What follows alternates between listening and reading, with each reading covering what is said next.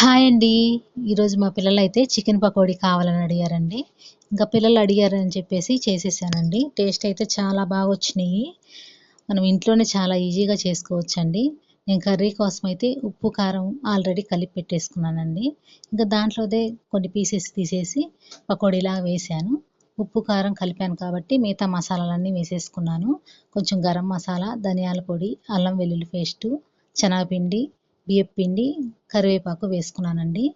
బియ్యం పిండి లేకపోతే మీ దగ్గర కార్న్‌ఫ్లోర్ ఉన్నా యూజ్ చేసుకోవచ్చు. టేస్ట్ అయితే చాలా బాగా వస్తుంది. ఏది వేసినా మంచి క్రిస్పీగా అయితే వస్తాయండి.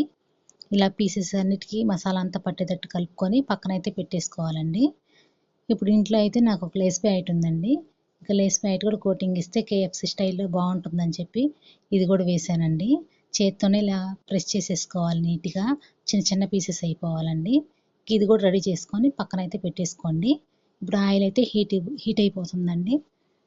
ఆయిల్ కొంచెమే వేసుకున్నాను నేను షాలో ఫ్రై కోసం.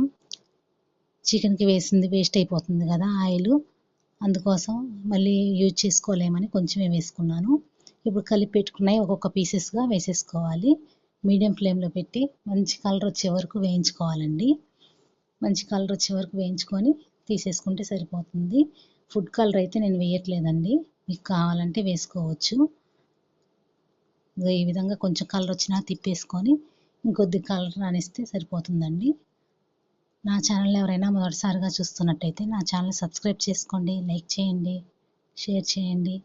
ఇవ్వండి, ఇవైతే బాగా వేగిపోయినాయి. ఇంకా పక్కకు తీసేసుకుంటున్నాను. ఇప్పుడు ఈ లేస్ కోటింగ్ ఇచ్చేసి ఇవి కూడా ఒకటిగా వేసుకోవాలండి. విడిపోకుండా గట్టిగా ప్రెస్ చేసామంటే అస్సలు విడిపోవండి, చాలా బాగా వస్తాయి. ఇవి కూడా కొంచెం కలర్ వచ్చే వరకు వేయించుకొని పైనుండి కరివేపాకు, పచ్చిమిర్చి వేసుకుంటే ఇంకా చాలా బాగుంటాయండి.